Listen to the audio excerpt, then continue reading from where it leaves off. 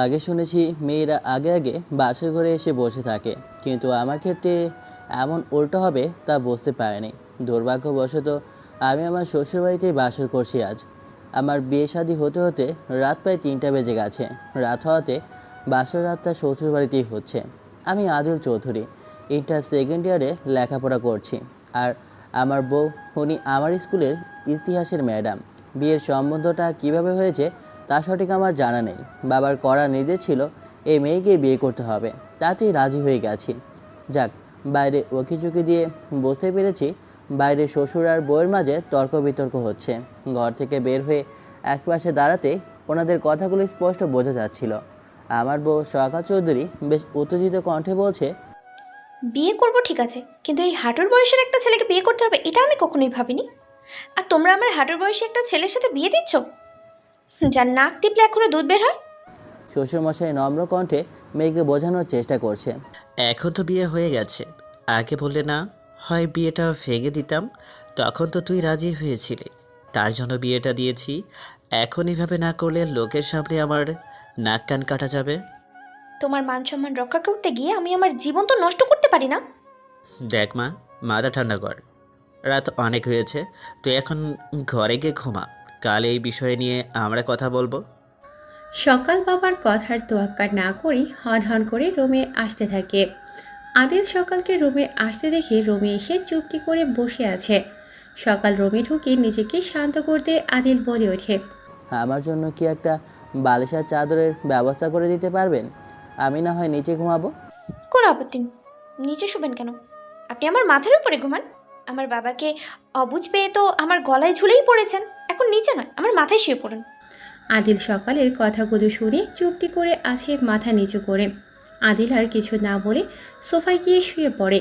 তখনই সকাল রাগে গজগজ করতে করতে বলে, এই নেন কাঁথা আর বালিশ, এটা নিয়ে ছাদে গিয়ে ঘুমান। আমার রুমে এক ঘরে আপনি থাকতে পারবেন না, যান। সকালের কথা শুনে মনে একটু কষ্ট পেলেও আদিল বালিশ আর কাঁথা নিয়ে ছাদে চলে যায়।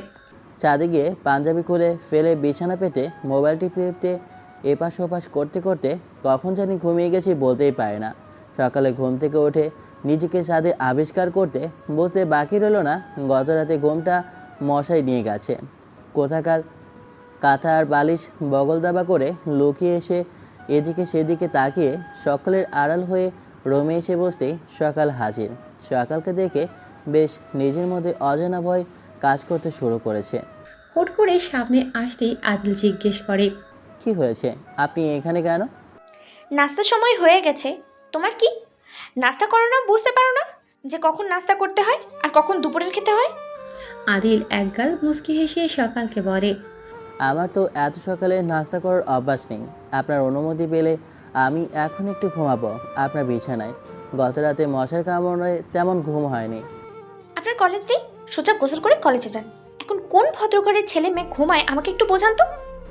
আরে চিল চিল, ছোট একটা বিষয় নিয়ে এত উচ্চস্বরে কথা না বললেও চলবে। আসতে বললেও আমি শুনতে পাবো। আমাদের কথার মাঝে কিছু প্রাইভেসি থাকা উচিত। তুমি কি বলতে চাও আমি চিল্লাই বেশি? আরে আমি কখন বললাম আপনি চিল্লান বেশি? আমি তো বললাম আমাদের কথার মাঝে একটু প্রাইভেসি থাকা উচিত। তার মানে কি আমি কম বুঝি আর চিল্লাই বেশি? মাফ কর আমার আম্মা, আমি তোরে এইসব বলিনি, হাত জোর করে বললাম। আমি শুধু বলতে চাচ্ছি আপনি কলেজে যাবেন কখন? নাস্তা শেষ করে। কথাটা বলে সকাল চলে যেতেই আদিল হাফ ছেড়ে বলে, ভাই এটা মেয়ে নাকি বেশি বোঝার মেশিন, পাগলের মতো চিল্লাতেই থাকে। চিল্লাতেই থাকে, কি বলছে কাকে বলছে তার কোনো ঠিক ঠিকানা নেই। চিল্লাতে পারলে বেঁচে যায়। হঠাৎ আবারও সকালের আগমন দেখে আদিল বলে, আবার কি হলো? আব্বু তোমাকে ডাকছে, নিচে গিয়ে তার সাথে কথা বলে আসো। তার আদরের জামাই খাবে না কোনটা সেটা জানার জন্য আমাকে পাঠিয়েছে। ঠং দেখলে পাচ্ছি না আমি। আমার জন্য যখন আপনার এতই সমস্যা তাহলে আমার থেকে দূরে থাকলেই হয়। এক বুক কষ্ট নিয়ে কথাগুলো বললাম। আপনি না এসে বাসার অন্য কাকে পাঠিয়ে দিলেই হতো। আপনাকে বারবার এত কষ্ট করে উপরে না আসলেও হতো। এই শুনুন, আপনার হনুমান মার্কার চেহারাটা দেখতে না আমি এখন আসিনি, ওকে? আমি এখানে শুধু আমার বাবার মন রক্ষা করতে এসেছি। আপনার যদি সমস্যা থাকে তাহলে আপনি আমার আব্বুর কাছে বলে আমার ঘাট থেকে নেমে আমাকে উদ্ধার করেন। আমি কারো কাঁধে বসে আছি কি করে? আমি আছি তো খাটের উপর বসে। মানুষের চোখের রোগের সাথে চুলকানিও আছে নাকি? মানুষের ভালো দেখতে পারে না? এই পিচি এই, যত বড় মুখ নয় তত বড় কথা, জিব্বার টেনে ছেড়ে দেবো একদম, বেয়াদব ছেলে। এই চুলকানি কার আছে হ্যাঁ? থাপড়াই অজ্ঞান করে ফেলাবো একদম। হয়েছে রে ভাই, ছোট মানুষের আর এত অজ্ঞান করতে হবে না। আমি বরং যাই, আপনার আব্বার লাগে কথা বলে আসি, ওইটাই ভালো হবে। হ্যাঁ যান, আরেকদিন ফালতু কথা বলে না মাথা ফাটিয়ে দেবো বলে দিলাম। বাপকা রাজ। কি? আরে আমি আপনাকে কিছু বলিনি, শুধু শুধু চিংড়ি মাছের মতো ফালান কেন? তবে রে, কথাটা বলে তেরে আসতেই আদিল দিয়ে দৌড়। চিংড়ি মাছ ধরতে পারলে আমারে ভেজে খাবে, রাগ যেন নাকের ডগায় লেগেই থাকে। মহা বিপদে আছি রে ভাই, বাপের কথা বিয়ে করেও জ্বালায় পড়ে আছি, তারপর ওই মেয়ের নাকের ডগায় রাগ লেগেই থাকে। দৌড়াতে দৌড়াতে টেবিল থেকে কিছু দূর থেকে ভদ্রভাবে হাঁটতে থাকি। হঠাৎ সকাল পিছন থেকে মাথা ঠাস করে একটা থাপ্পড় মেরে দেয়। তন্ময় ব্যথায় মাথা নিচু করে তাকিয়ে আছে আর মনে মনে ভাবছে, শালা বইয়ের হাতে কেলানিও খেয়ে নিলাম। হাই রে কপাল আমার, বাসরাতে ছাদে শোয়া লেগেছে, এখন আবার কেলানিও। জীবনটা আফসোস আফসোসে ভরে গেল। সকালের বাবা মানে আমার শ্বশুরমশাই চেয়ার থেকে উঠে মেয়েকে উদ্দেশ্য করে বেশ রাগী কণ্ঠে বলল, কী ব্যাপার, তুমি ওরে মারলে কেন? ও এমন আর কি, ইয়ার কি মারতেছিলাম। আদিল বাবা, তুমি বসো। ফাজিল বিয়ের কাণ্ড কিছু মনে করো না। না না, তেমন কিছু মনে করেনি। সকালের মা জামাইয়ের নাস্তা দিয়ে যাও। শ্বশুরের মুখ দিয়ে যেন মধু ঝরছে। আদিল মুখ ফুটে বলতে যাবে, না আমি খাবো না, কিন্তু তা আর পারল না। কেন জানি মনের ভেতরে কথা মনের মধ্যেই রয়ে গেল।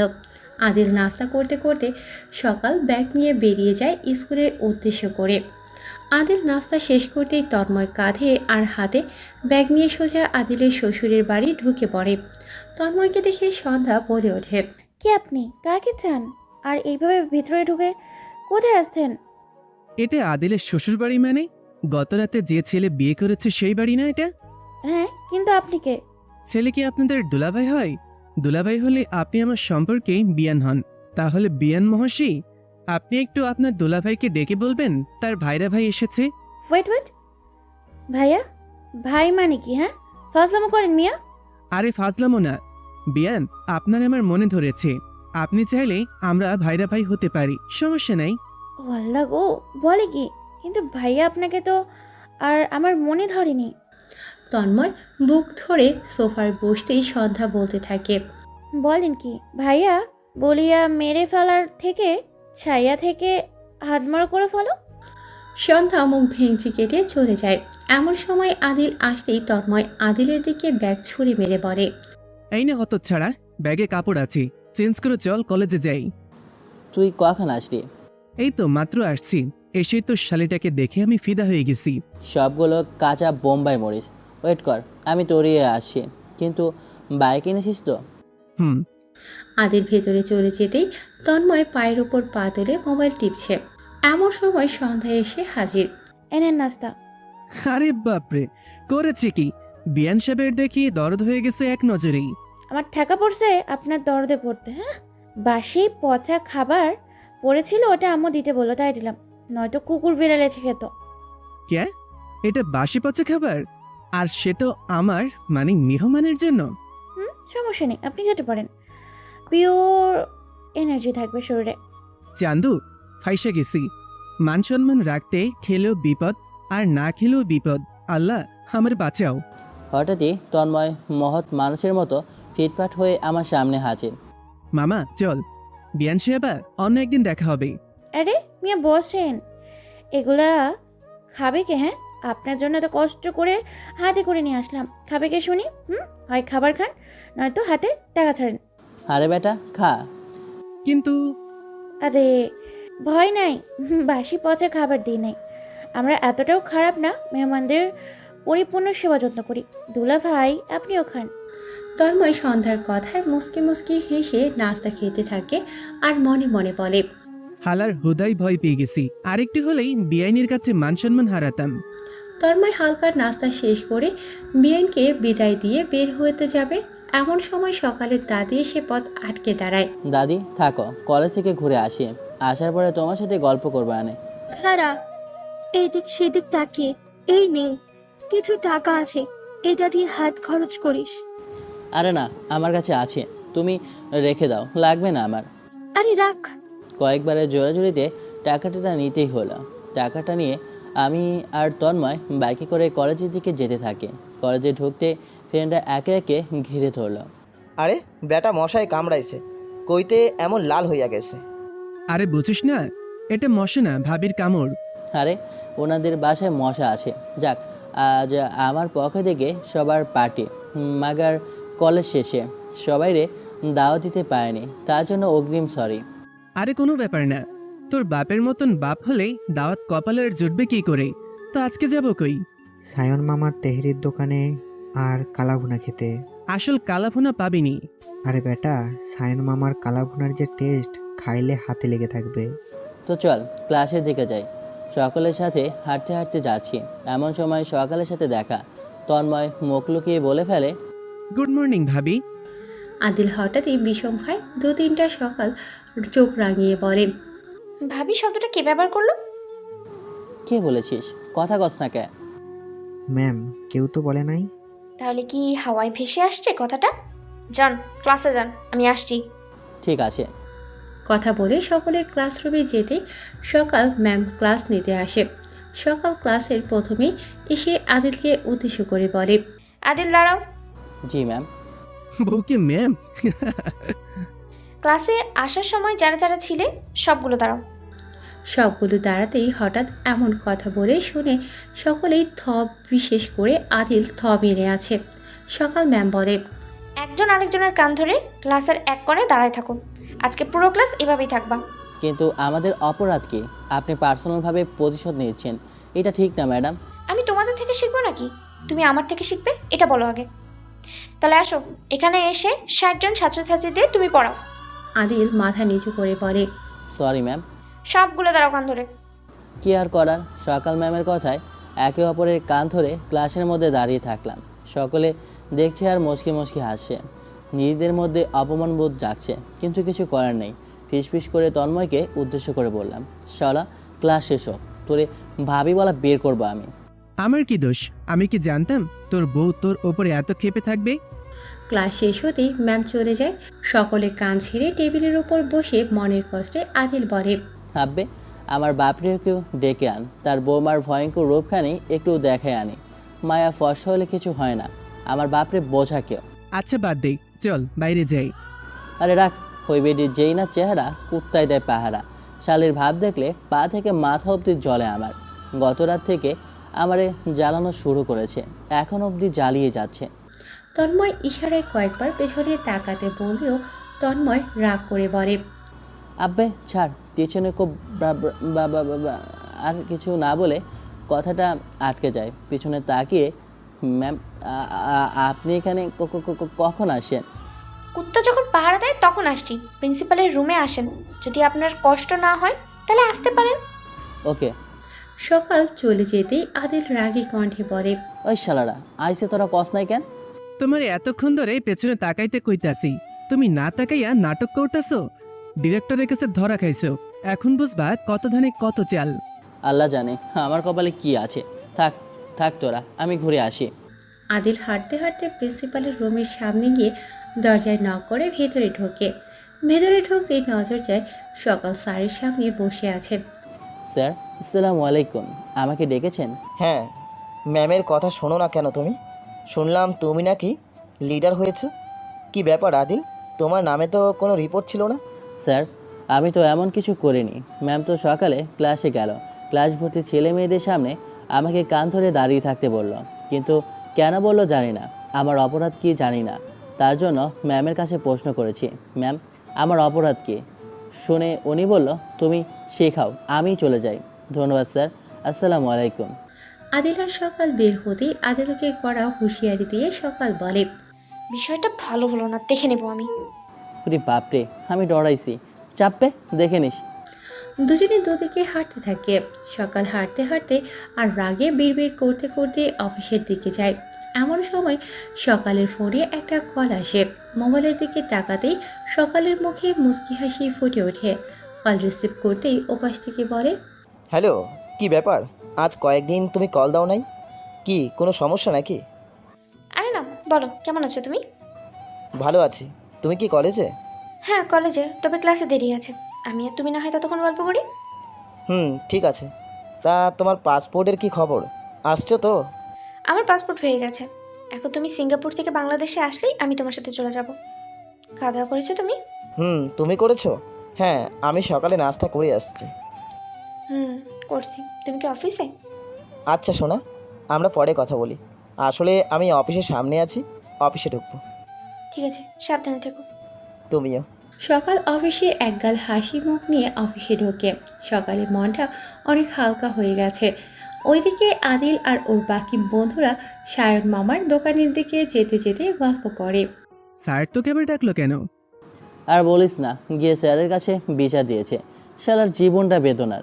এই বউ তোর গলার কাটা হয়ে যাবে দেখিস। আরে বাদ দে, আমার মন বলছে সংসার আর এই বউ বেশি দিন টেকবে না। আরে অলক্ষণের কথা বাদ দে, আমরা দোয়া করি বউ নিয়ে ভাতিজি নিয়ে সংসার। কথাটা বলার আগে আদিল বলে। কথা না বলে গাড়ি চালা। আদিল আর বাকিগুলো গাড়ি চালিয়ে সায়নের তেহারির দোকানের দিকে যাইতে থাকে। দোকান থেকে খাবার খাওয়ার পর সকলে বেরিয়ে আসে। দুপুর সময়ে আদিলের বাবা মা তার শ্বশুর বাড়িতে ছেলে আর ছেলের বউকে আনার জন্য প্রস্তুতি নিচ্ছে। কি গো, তাড়াতাড়ি করো, তোমার ভাই দুলাভাই এখনো এসে হাজির হলো না। তাহলে আমরা যাব কখন, কেমনে কি?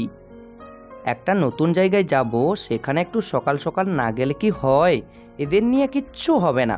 কয়েক মুহূর্তে সকল আত্মীয় স্বজন এসে হাজির। সন্ধ্যার পূর্বে সকলে সকালদের বাড়িতে হাজির। তন্ময়ের কাজ থাকার জন্য তন্ময় আমাকে নামিয়ে রেখে চলে গেছে। সকলে সোফায় বসে গল্প করছে। হঠাৎ বাবাদের গল্পের জন্য জানতে পারলাম বাবার বন্ধু হয় আমার শ্বশুর। আর্মিতে থাকার সময় আফ্রিকাতে থাকা অবস্থায় আমার শ্বশুরকে সাপে কাটে আর বাবা বাঁচায়। তখন এই শাকচুনির সাথে আমার বিয়ে ঠিক হয়ে যায়। গল্প শুনতে শুনতে নিজের শরীরে আগুন ধরে যাচ্ছে, সাথে তাদের দাঁত কালানো। কিছু বলতেও পারছি না আর সইতেও পারছি না। অবশেষে আদিল সিঁড়ি বেয়ে উপরে এসে বিছানায় শুয়ে আছে। হঠাৎ সকালের কথা শুনে আদিল বিছানার উপর বসে পড়ে। দেখো, তোমার সাথে আমার কিছু কথা আছে। ঠিক আছে, রিল্যাক্স, বলেন, আমি শুনছি।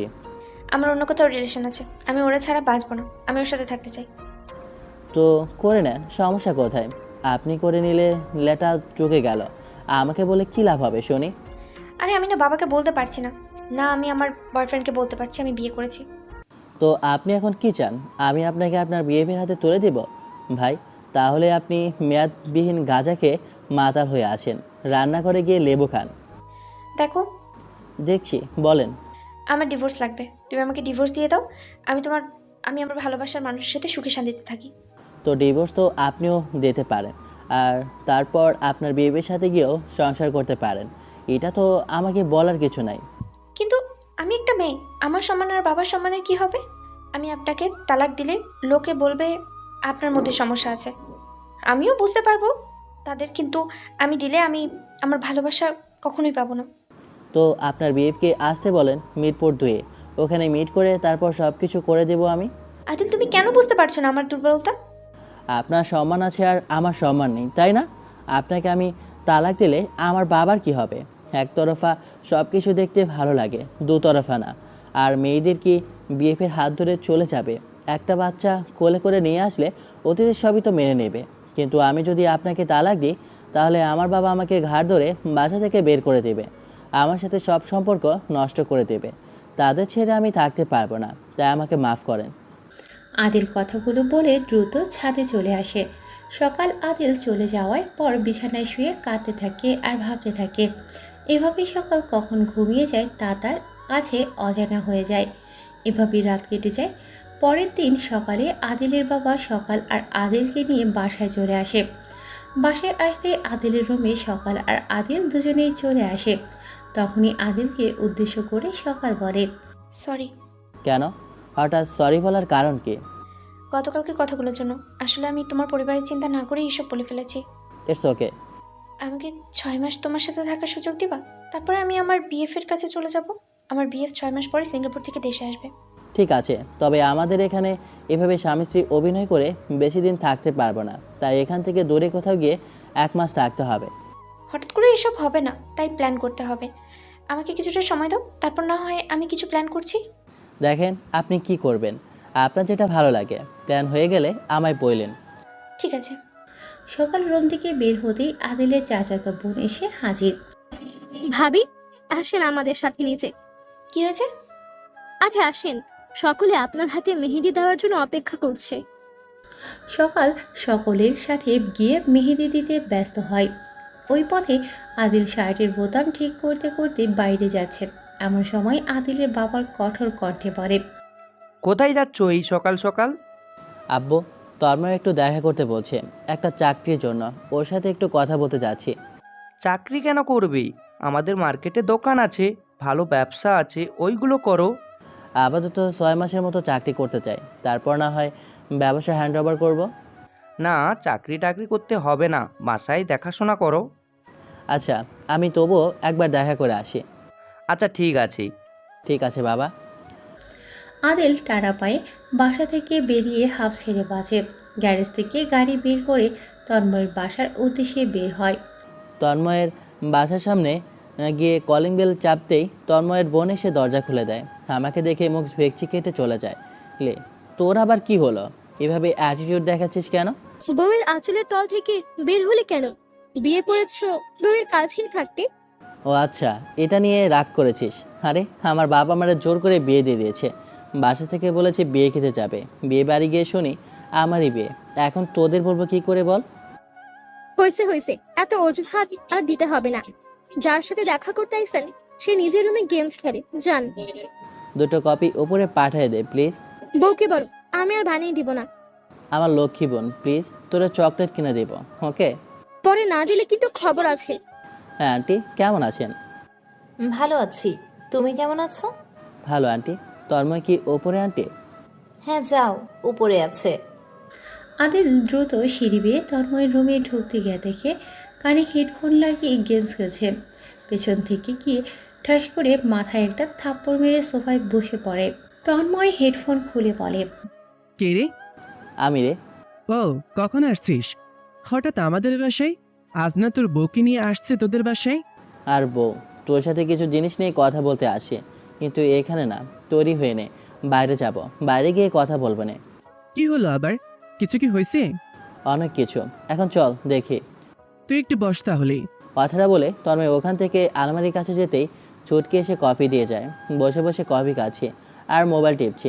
কয়েক মিনিট বাদে তন্ময় বের হলেই দুজনে বের হয়ে যায়। লেকের পাড়ে গিয়ে বসেই তন্ময়ের প্রশ্ন, কি হয়েছে বল? সকাল মানে আমার বউ আমাকে ডিভোর্স দিতে চায়। ওর দাবি আমি যেন তাকে ডিভোর্স দিই। আবার সে বলছে 6 মাস অবধি থাকবে, তারপর তার বিয়েকে বিয়ে করবে। এখন আমার কি করা উচিত? এটা তো টেনশনের কথা। কি করতে বলবো বল? এখন তো আমারই কিছু মাথায় আসছে না। আপাতত মিরপুরের ভিতরে আমার একটা চাকরির প্রয়োজন। চাকরি পেলে হয়তো ওরে নিয়ে বাসা ভাড়া করে থাকতাম। পরে মাস 6 হলে ওর বিএফের কাছে চলে যেত। ততদিনে আমি আমার একটা ব্যবস্থা করে নিতাম। কিন্তু আব্বুর তো করার নির্দেশ, চাকরি না, ব্যবসা করতে হবে। চাকরি? একটু সময় দে। চাকরি মনে হয় আমি একটা ব্যবস্থা করে দিতে পারবো, কিন্তু তোর মনের অবস্থা দেখেই আমার খারাপ লাগছে। কি করব, মাথায় তো আসে না। আমাদের রোজ রোজ যেভাবে কথা কাটাকাটি হচ্ছে, একদিন না একদিন আব্বু আম্মুর কাছে ধরা খাই। তুই দেখ চাকরির ব্যবস্থা হয় কি না, তারপর না হয় পরেরটা পরে দেখে নেব। ঠিক আছে, আমি কথা বলে দেখছি কি হয়। আর এসব নিয়ে চিন্তা করিস না। চল সিগারেট টেনে আসি। আমার কাছে আছে, আসার সময় কিনে এনেছিলাম খাওয়ার জন্য। তাহলে ধরা। কথাটা বলে পকেট থেকে সিগারেট বের করে দিতে তন্ময় একজনের থেকে লাইট নিয়ে ধরিয়ে আনে। সিগারেট শেষ করে দোকান থেকে কয়েকটা চকলেট কিনে তন্ময়ের হাতে দিতে চকলেটের বয়ামে তাকাতে আদিলের মাথায় সকালের কথা আসতেই তন্ময়কে বলে, এগুলো ছুটকিকে দিয়ে দিস। আর ভাইজান, কিছু কিটক্যাট বা অন্য কোনো চকলেট নাই? কিটক্যাট তো নাই, অন্য একটা চকলেট আছে। পকেট থেকে বের করতে থাকে। এমন সময় তন্ময়ের প্রশ্ন, এগুলো আবার কার জন্য? সকালের জন্য। ও, চকলেটের নাম মনে নাই। ভাই, এগুলো এক একটা 35 টাকা করে। ঠিক আছে, আপনি 4টা দেন আর 5 টাকার 2টো চকলেট দেন। আদিল পকেট থেকে 150 টাকা বের করে দেয়। তারপর বাইক নিয়ে দুজন দুদিকে চলতে থাকে।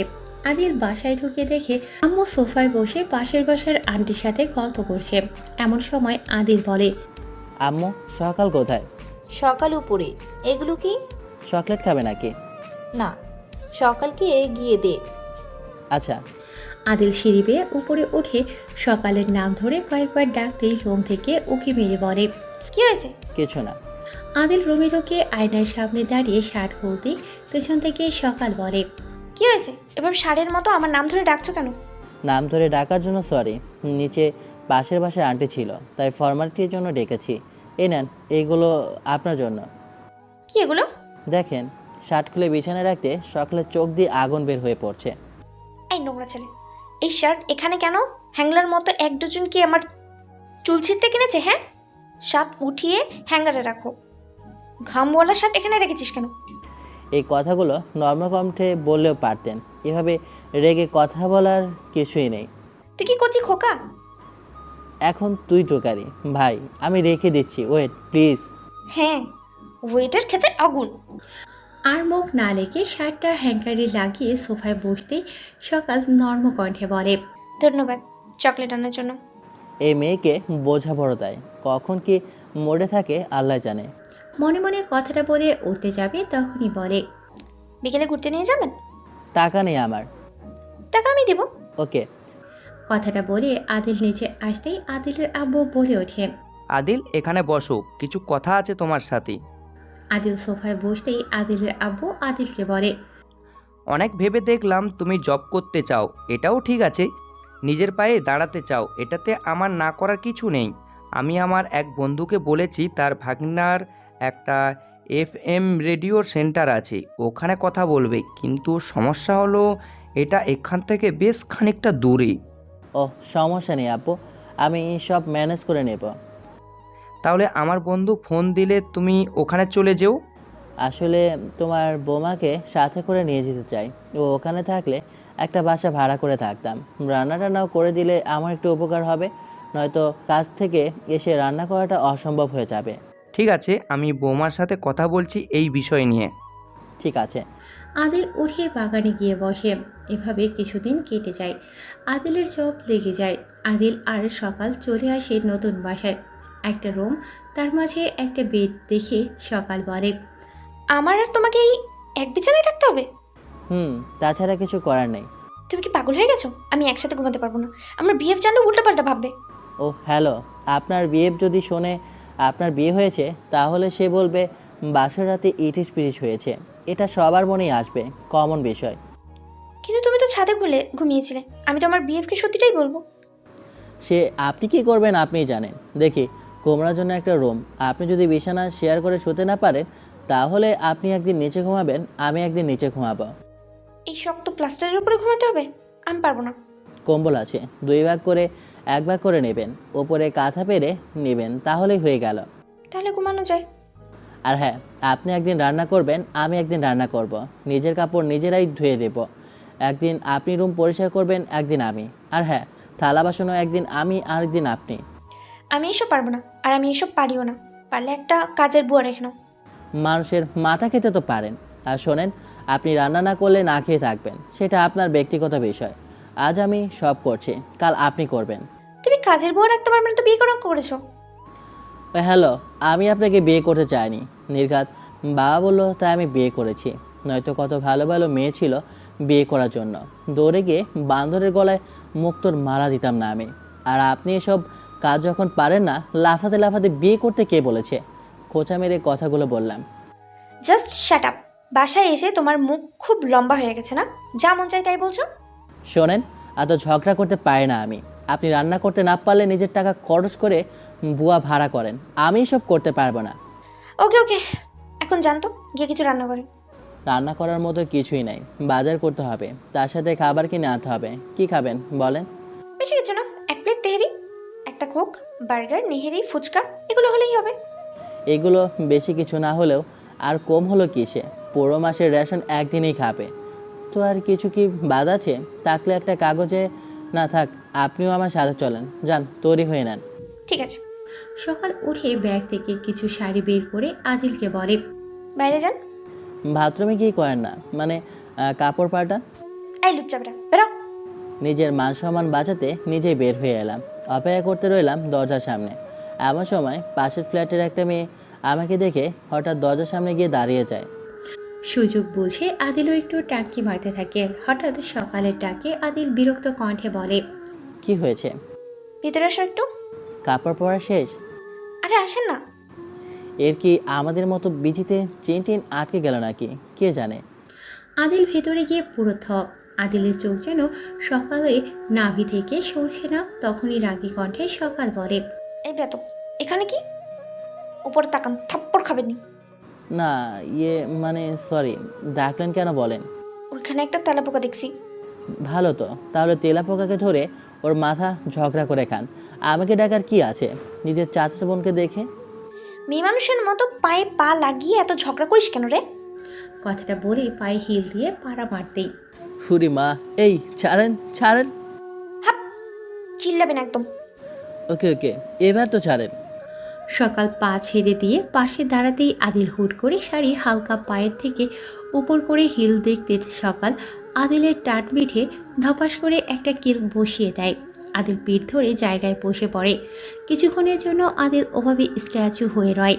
সকাল বুঝতে পারে কিলটা বেশ জোরেই লেগেছে দেখে ঢং করে বলে, তোমার কি বেশি লেগেছে? আসো মেসেজ করে দিই। তোর মেজাজের খ্যাতা পড়ি শালির করে শালি, তোরে পাগে পাইলে এমন কন্দমো না। কথাটা মনে মনে বলে মুস্কি হেসে বলে, না আমার তো ব্যথাই লাগেনি, আপনার হাত তো পলিথিন, এটা দিয়ে মারলে কি ব্যথা পাওয়া যায়? কথাটা শুনে সকাল রাগ করলেও চুপ করে থাকে। আদিল উঠে হাঁটতে হাঁটতে রুম থেকে বের হয়। তার পেছনে সকালও বের হয়।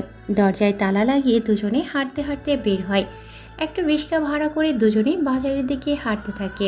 রিক্সায় বসে দুজনে কথোপকথন শুনে রিক্সাওয়ালা মামা মুস্কি হাসতে হাসতে বলে, মামা মামি কি কোনো কারণে বেজার আছে? আর মামি মামা জীবনে বিয়ে করাই উচিত না। আর কইেন না, আমার গিন্নিও আমাকে জ্বালায় প্রচুর।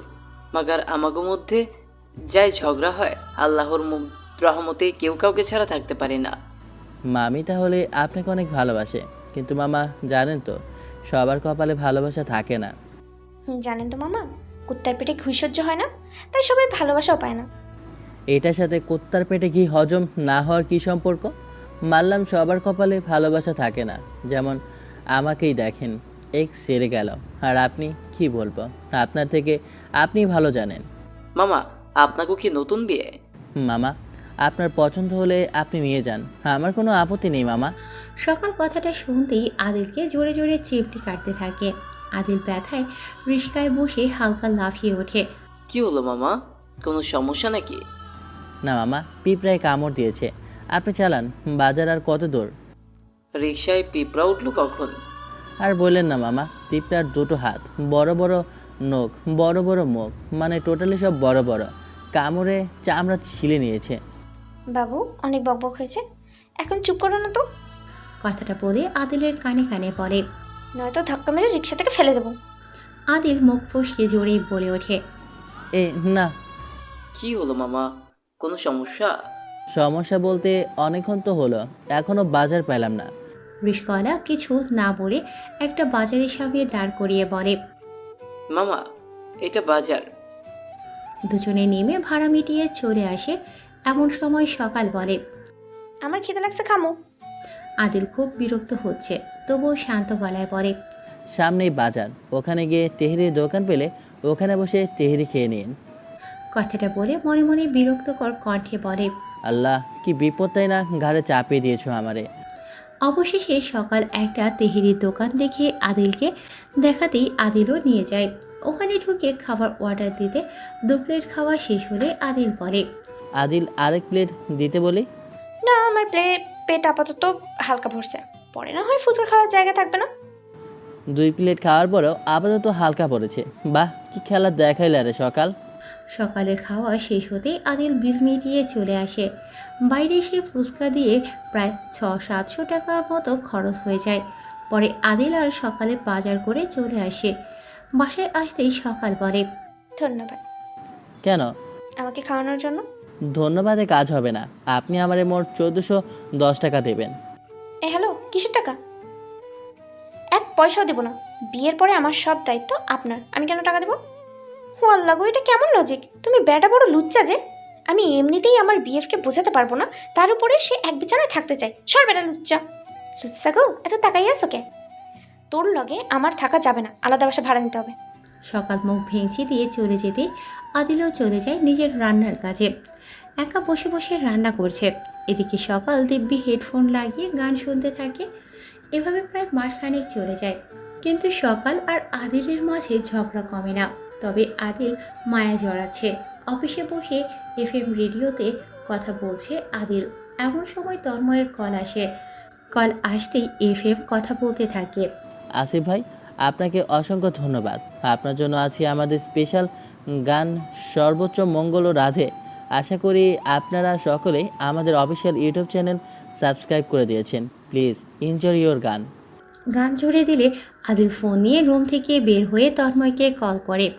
কলের কিছুক্ষণ পর রিসিভ করতেই আদিল জিজ্ঞেস করে, কেমন আছিস? আমি ভালো আছি। তুই এখন কোথায়? স্টুডিওতে? কেন, কি হয়েছে? হাব বেটা, তোর বয়স শরীর এতটা খারাপ আর তারেক কলেজে আইতে দিছিস? ওই বেডে ক্লাসের মধ্যে অজ্ঞান হয়ে গিয়েছে। শাম্মী, বাবলি আর আমি নিয়ে আসছি হসপিটালে। ঠিক আছে, থাক, আমি আসতেছি। কল কেটে দ্রুত পায়ে কেবিনে ঢুকে শাফিন ভাইকে উদ্দেশ্য করে বলে, ভাই, আপনি আমার শোটা একটু সামনে নেবেন প্লিজ। আমার বইয়ের শরীরটা প্রচুর খারাপ, হাসপাতালে ভর্তি করে নিয়ে রেখেছে। ঠিক আছে ভাই। তন্ময় ব্যাগ কাঁধে করে দ্রুত পায়ে লিফট ধরে নিচে আসতে থাকে। নিচে এসে বাইক নিয়ে সোজা হাসপাতালের দিকে রওনা দেয় আদিল। জ্যাম ট্যাম কাটিয়ে হসপিটালে ঢুকে তন্ময়ের চোখ ঝাপসা লেগে যায়। চোখ ডলতে ডলতে আদিল তন্ময়কে কল করে। কোথায় তোরা? 6 তলার 220 নম্বর রুমে আই।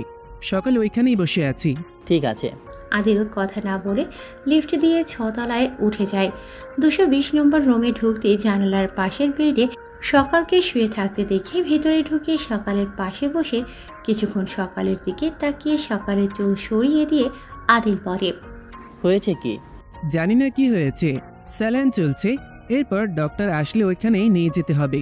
শরীর খারাপ এতটা তুই জানিস না? এক ঘরে এক বিছানায় ঘুমাস কেন তাহলে?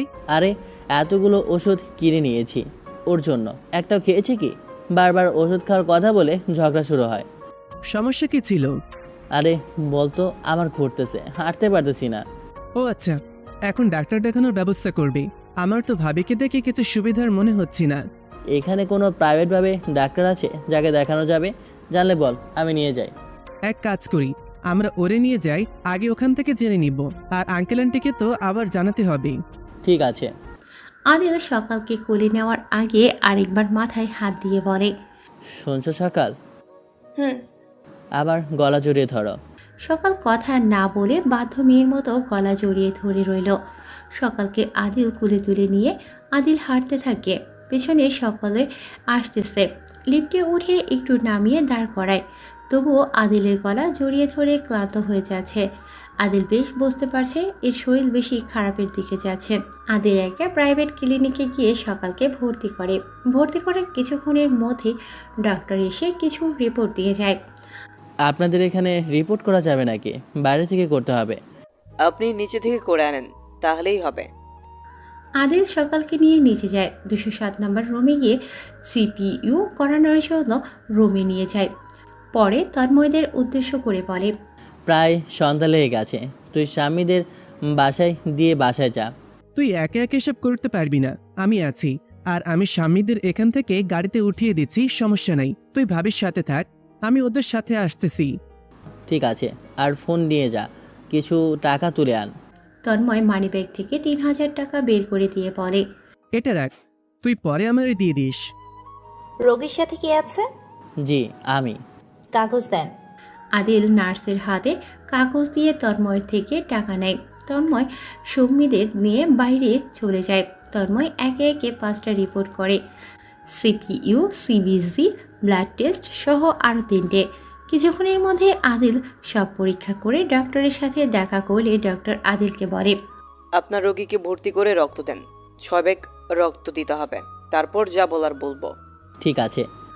আদিল পরীক্ষার বিল মিটিয়ে নিচে এসে সকালকে ভর্তি করে ক্লিনিকের বেডে থাকে। সকালে শরীর থেকে ব্লাড নিয়ে ল্যাবে পরীক্ষা করে আদিলকে ম্যানেজার বলে, আপনার রোগীর এবি প্লাস রক্ত। আমারও এবি পজিটিভ রক্ত, তাহলে আমার থেকে রক্ত নেন। রক্ত নেওয়ার প্রতিক্রিয়া শুরু হতেই তন্ময় বারবার কল করছে। পকেট থেকে মোবাইল বের করে রিসিভ করে বলে, হ্যালো, বল। কোথায় তুই? দ্বিতীয় তলায় ল্যাব সেন্টারে রক্ত দিচ্ছি। ঠিক আছে, থাক, আমি আসছি। ভাই আপনার 520 টাকা লাগবে। আমার কাছে তো 20 টাকাও নাই ভাই। কথাটা বলে 600 টাকা বের করে দিতেই আদিলকে 100 টাকা ফেরত দিয়ে বলে, ভাই 100 টাকা রেখে দেন। 100 টাকা পকেটে রাখতেই একটা কাগজ দেয় ল্যাবের ম্যানেজার। 6 তলায় উঠে নার্সকে আদিল বলে, ম্যাম, রক্ত দিতে হবে, আপনি একটু এসে দিয়ে যান। ঠিক আছে, আপনি যান, আমি আসছি। কথাটা বলতেই আদিল বেডে সকালের পায়ের কাছে বসে। তন্ময় আদিলের উদ্দেশ্য করে বলে, তাহলে আমি আঙ্কেল আন্টিকে বলে দিই, এখানে তো একজনকে থাকতে হবে। ঠিক আছে। কিছুক্ষণ বাদে নার্স এসে সকালের শরীরে রক্ত দেওয়ার সকল বন্দোবস্ত করে দেয়। তারপর রক্ত দেওয়া শুরু হয়। তন্ময় বাসায় চলে যায়। রাতটা ক্লান্ত না খেয়ে খালি পেটে কেটে যায়। পরের দিন সকালে সকালের ঘুম ভাঙতেই, আমি এখানে?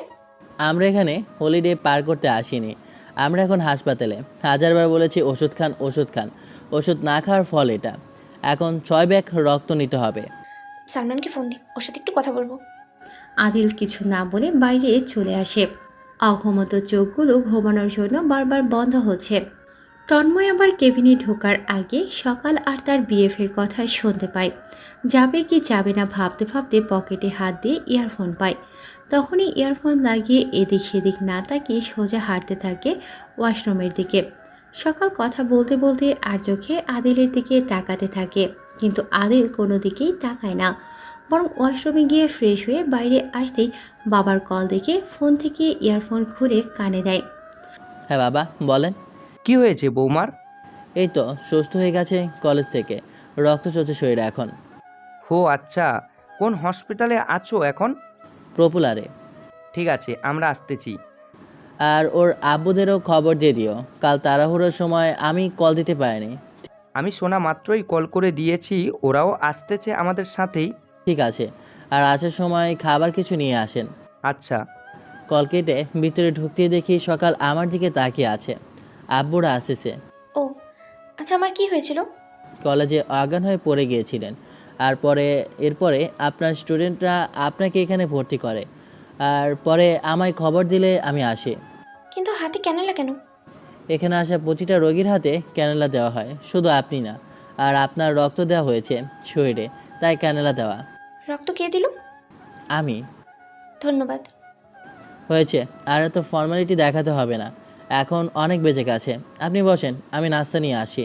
আর ডাক্তার আসলে আপনার শরীরে যা যা সমস্যা হয় সব কিছু বলবেন। আরে আমার নাস্তা করতে হবে না, তুমি এখানে থাকো।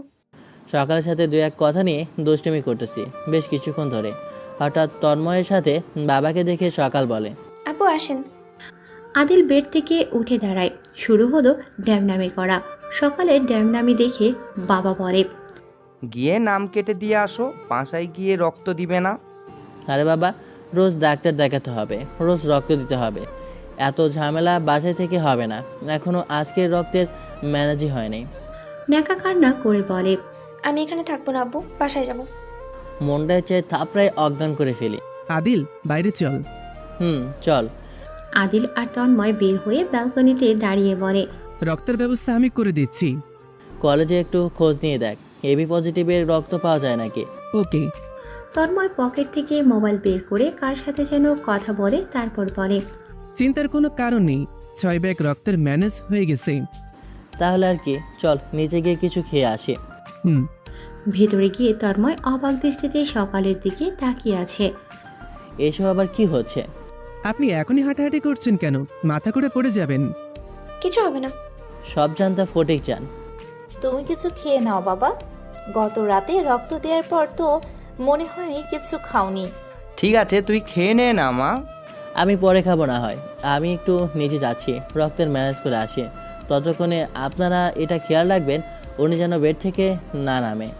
কথাটা বলে সকালকে উদ্দেশ্য করে বলে, ওখানে রিপোর্টের মধ্যে দেখো একটা কাগজ আছে, ওটা দাও। সকাল বাধ্য মেয়ের মতো আদিলের সব কথা শুনে নেয়।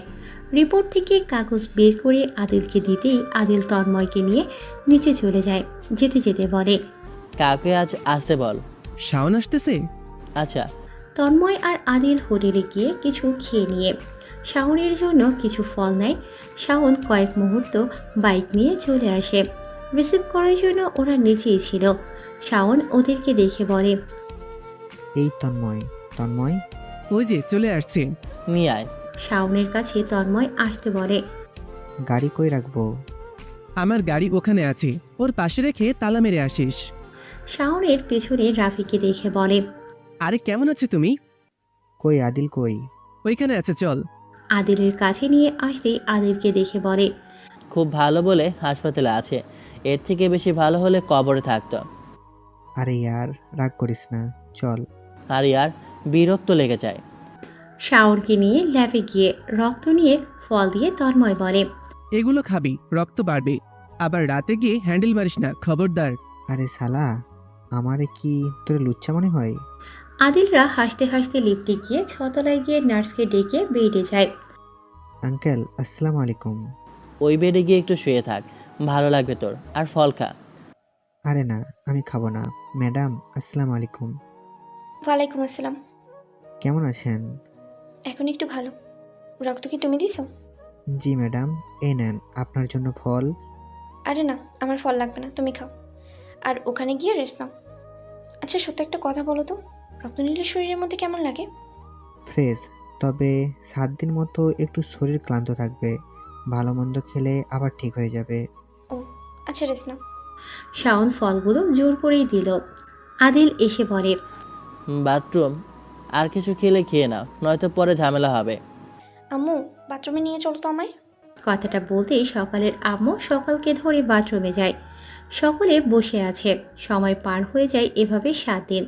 7 দিন পর সকালকে হসপিটালের থেকে বাসায় নিয়ে আসা হয়। সকাল রুমে বিছানায় বসে আছে।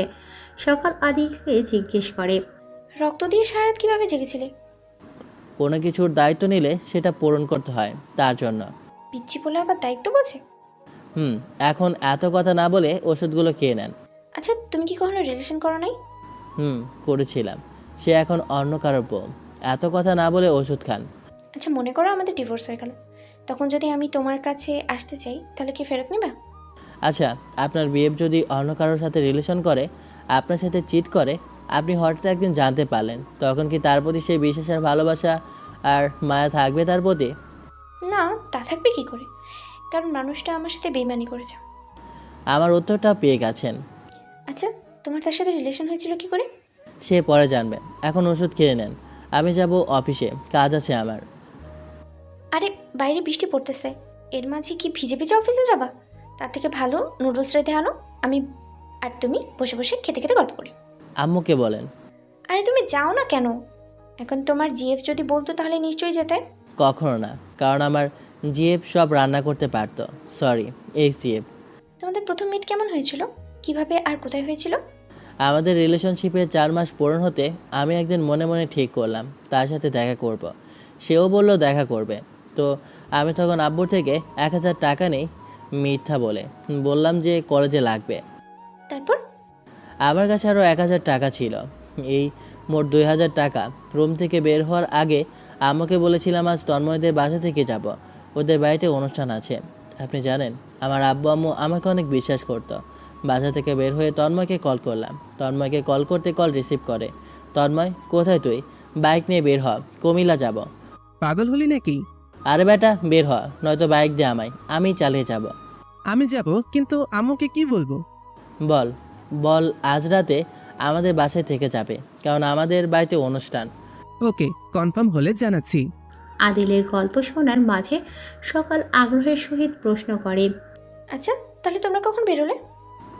আমরা সকালে বের হয়েছি। সকালে বের হয়ে চিটাগাং রোড থেকে 3.5 কিলোমিটার ভিজতে ভিজতে কুমিল্লায় গিয়ে একটা স্থানে দাঁড়াই। আমি ওই সময় তারেনকে কল করে জানতে চাইলাম কোথায় দাঁড়াবো। তারেন একটা জায়গায় দাঁড়াতে বলে সেখানে গিয়ে আমরা অপেক্ষা করতে থাকি। কিছুক্ষণ বাদে গোলাপি রঙের একটা জামা পরে মাথায় ওড়না দিয়ে একটা মেয়ে আসতে দেখে তন্ময় বলে ওঠে, আদিল, কেউ আসতেছে। আসতে। আদিলের কাছে আসতেই আদিল চিনতে পারে, কারণ বেশ কয়েকবার ছবিতে তারিনকে দেখেছে, কিন্তু তারিন কখনো পিক চায়নি, আদিলও দেয়নি। ওই যে অপেক্ষা করতেছে কারোর জন্য। কেমন আছো? এই তো, এই পার্কাদের। আমরা এখানে বেশ গল্প করে পরে বিকেলের দিকে বাসার উদ্দেশ্যে রওনা দিই হোটেল থেকে খাওয়া দাওয়া শেষ করে। আর তার 1 মাস পর একদিন রাত্রি আমার ফোনে মেসেজ আসে। মেয়েটা তোমাকে অনেক ভালোবাসতো, পরিবারের চাপে এরকম করেছে। তারপর কখনো যোগাযোগ হয়নি তোমাদের? না, এবার তো ওষুধটা খেয়ে নেন, বেলা গড়িয়ে যাচ্ছে। সকাল কথা না বলে ওষুধগুলো খেয়ে নেয়। বৃষ্টি শেষ হতে দেরি হওয়ায় রেনকোট পরে হেলমেট হাতে চাবি খুঁজছে। এমন সময় সকাল বালিশের কাছে চাবি দেখে নিচের কাছে রেখে দেয়। চাবি কোমরে রেখে চুপচাপ বসে থাকে। হঠাৎ সকাল বলে, শোনো, চাবি যখন পাচ্ছ না তাহলে আজ না হয় অফিসে যেতে হবে না, আমরা বরং আজ বাইরে যাব। আজ আমার তরফ থেকে তোমাকে ট্রিট দিব। বাবা, হঠাৎ এত টিট? আজ কি গঞ্জিকা সেবন করে আছেন নাকি? দেখো, বাজে কথা বলবে না। তোমাকে একটা সুখবর দেব, তার জন্য আজ তোমাকে ট্রিট দিচ্ছি। টিট ছাড়াও সুখবর দেওয়া যায়। এখন বলেন, ও শুনি আপনার সুখবর কি? আগামী মাসে সালমান দেশে আসছে, তারপরে আমরা বিয়ে করে সিঙ্গাপুর চলে যাব। ও, খুশি হও? অনেক। তাহলে তো ডিভোর্সের কাজগুলো করে নিতে হবে। তাহলে আজ বিকেলে না হয় আমরা উকিলের কাছে যাব? না, উকিল না, ডিভোর্স পারিবারিকভাবেই হবে, সেটাতেই তো আমার। ঠিক আছে, আপনার যেমন মর্জি। তাহলে আপনার বাসার সকলকে বলেন। কথাটা বলে আদিল ছাদে চলে যায়। ছাদে গিয়ে এক কোণায় নিরিবিলি বসে থাকে আর ভাবতে থাকে। সবাই ভালোবাসা পায় না। আদিল গত 5 মাসে সকালকে ভালোবেসে ফেলেছে, কিন্তু আজও সকাল তার ভালোবাসার গভীরতা বুঝতে পারেনি। সকাল তার ভালোবাসা বাঁচাতে এই সিদ্ধান্ত নিয়েছে। তবে তাই হোক, এভাবেই না হয় চলুক জীবন। কিন্তু হঠাৎই বৃষ্টি কম পড়তে শুরু করে। আদিল উঠে রুমে এসে রুমে ঢুকতে আদিলের মা বলে, কথা বলতে দেরি। আদিলের হাঁচি দিতে দেরি নেই। হাসি দেখে মা বলে, আদিল আর কথা না বাড়িয়ে চলে যায় রুমে। রুমে যেতেই সকাল আর তার বয়ফ্রেন্ডের কথা শুনে বেশ লজ্জায় পড়ে যায় আদিল। 18+ গল্প শুনে আদিল ছোট্ট একটা কাশি দিয়ে রুমে ঢুকে পড়ে। রুমে ঢুকেই ওয়াশরুমে গিয়ে কাপড় পাল্টে রুমে মাথা মুছতে মুছতে ঢুকতেই মোবাইলের দিকে তাকাতেই দেখে আননোন নাম্বার থেকে কল আসে। কল রিসিভ করে বলে, হ্যালো, আসসালামু আলাইকুম। ওয়ালাইকুম আসসালাম। কে বলছেন? দুলা ভাই, আমি সন্ধ্যা বলছি। আপনার বন্ধুর নাম্বারটা একটু আমাকে দেন তো। সন্ধ্যা? ওর নাম্বার কেন? সন্ধ্যা নাম্বার কে চায়? আদিল ফোনটা সকালের দিকে দিয়ে বলে, দেখে নেন, নয়তো কথা বলে নেন। মোবাইল কানে নিয়ে সকাল বলে, হ্যালো। আপু, কেমন আছো? ভালো। তুই কার নাম্বার চাস আদিলের থেকে? আরে আপু, ওনার বন্ধু তন্ময়ের বোন আমাদের সাথেই পড়ে।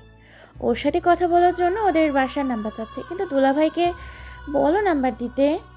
সন্ধ্যা কথাটা বলে কল কেটে দেয়। কল কাটতেই ফোনের ওয়ালপেপারে সকালের পিক দেখে মনের মধ্যে অস্থিরতা শুরু হয়।